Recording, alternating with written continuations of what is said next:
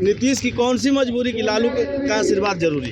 भाई नीतीश जी अब उनकी क्या मजबूरी है और क्यों आशीर्वाद जरूरी है वो तो वही जाने, हमें क्या बताना है। नहीं तो वो तो मजबूरी है, तो अब क्या आशीर्वाद उनको चाहिए वो जाने नीतीश जी और लालू जी। कौन सी मजबूरी है? कौन सी मजबूरी है क्या कि लालू का आशीर्वाद ही जरूरी है? भाई वो तो चला रहे हैं, उन्हीं के बल पर चला रहे हैं सरकार, इसलिए आशीर्वाद वो लेना चाहते हैं। लेकिन दोनों भाई लालू जी भी जानते हैं कि इनके पेट में वही दांत है, विषैला दांत, और अब वो भुला गए हैं, अब तो उनको स्मरण भी नहीं रह रहा है, तो वो क्या करेंगे। ये दोनों लटकनियां हैं, जनता को झूठा लटका करके जनता को और फांसी लगाना चाहता है जनता को। से दही चूड़ा कार्यक्रम में दोनों नेताओं राहुल गांधी लालू यादव दूरी देखी गई। हाँ, लालू और नीतीश अलग अलग देखेगा सर, एक साथ बैठे नहीं लगाया मतलब। भाई देखो, ये लोग कभी भी एक दूसरे को पलटा मारते रहे, लेकिन अब नीतीश जी में वो दम भी नहीं है, न लालू जी में दम है, और पलटा मारने से भी कोई फायदा नहीं होगा। दरवाजा खुला रहेगा क्या नीतीश के लिए? भाई बीजेपी सदा के लिए नीतीश के लिए जी के फिर से दोबारा इनके लिए दरवाजा कभी भी खुल नहीं सकता। दरवाजा बंद है और बंद रहेगा, इसमें कहीं दो मत। अलगाव को किस रूप में देखा जाए? कल जो तस्वीरें सामने आई लालू भाई तस्वीर मैंने कहा ना, ये लोग कब दही चूड़ा खाएंगे, कब एक दूसरे को गाली देंगे, ये इन लोगों का इतिहास रहा है। देखो, प्रधानमंत्री जी ने अनुष्ठान लिया है, आप जानते हैं कि वो श्री राम के बड़े भक्त हैं, उपासक हैं, और जो वो संकल्प लेते हैं उसको सिद्धि तक पहुंचाने का काम करते हैं।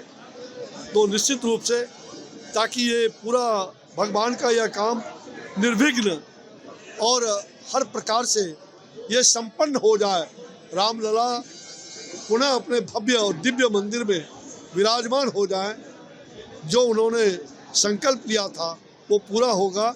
और इसलिए उन्होंने जो अनुष्ठान किया है, ये हम सब लोगों के लिए भगवान के प्रति जो भक्ति है, जरूर ये संकल्प पूरा होगा, ऐसा हमारा विश्वास है।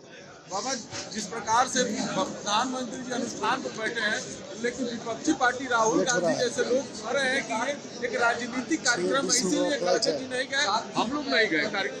इस महान कार्यक्रम को राजनीति बताया जा रहा है विपक्षियों के लिए लगातार। आज राहुल गांधी ने कहा है कि आरएसएस और बीजेपी का कार्यक्रम है। मुझे लगता है कि उनको लगता होगा कि आरएसएस और बीजेपी का कार्यक्रम है, ये पूरे देश का कार्यक्रम है, पूरी दुनिया का कार्यक्रम है। जिनको राम प्यारा है वो राम का कार्यक्रम होगा, राम भक्तों का कार्यक्रम होगा। जिनको रोम प्यारा होगा वो रोम का कार्यक्रम समझेंगे, इसलिए उन्हें समझाना मुश्किल है। ऐसे लोग जो जनता के आंखों में धूल झोंकना चाहते हैं, जनता सब कुछ देख रही है, और जो राम भक्त है वो राम लला को विराजमान होते हुए और प्रधानमंत्री के हाथों आरती उतारते हुए उस क्षण की प्रतीक्षा में लोग हैं। और श्री राम जी जिंदा दिल के इंसान थे, वो गरीबों के लिए, किसानों के लिए, ज़रूरतमंद लोगों के लिए और समाज के सभी तबके के लिए लगातार वो संघर्ष करते रहे। स्वयं चौसा के उस सिंचाई प्रोजेक्ट के लिए आमरण अनशन करके उसको भी उन्होंने हमारे माध्यम से पूर्ण कराया। अनेक मुद्दे ऐसे हैं, वो अंत में चौसा प्लांट के लिए ही, जहां वो किसानों का मुद्दा था, उसको लेकर के वो शहादत हो गए। तो मैं चाहता हूं कि उनकी स्मृति में एक अच्छा स्मृति ग्रंथ बने, साथ साथ उनके जीवन को से प्रेरणा लोगों को प्राप्त हो, तो उनके जो यादगार होंगे उस यादगार का एक स्मृति ग्रंथ, और साथ ही एक जो मूर्ति उनके जहां वो शहादत हुए वहां मूर्ति का अनावरण। और तीसरी बात कि हम सब लोग उनका एक अच्छे खिलाड़ी थे, तो उनके याद में एक महिलाओं का एक बड़ा टूर्नामेंट, चूँकि वो हमसे कहे थे कि महिला का टूर्नामेंट कराना है बाबा, हम नहीं कर पाए। हालांकि महिला पुरुष सब मिलकर बड़ा टूर्नामेंट हुआ सांसद का, लेकिन उनके नाम से ही पूर्णतः समर्पित एक टूर्नामेंट भी इसी फरवरी माह में करने की इच्छा है।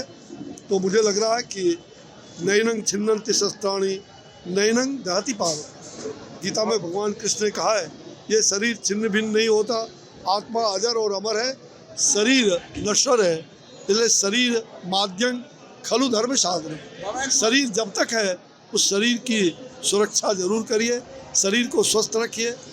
और आज मैं अपने ऐसे छोटे भाई महत्वपूर्ण समय बाबा चल रहा है, उनके प्रति भावभीनी श्रद्धांजलि अर्पित करता हूँ।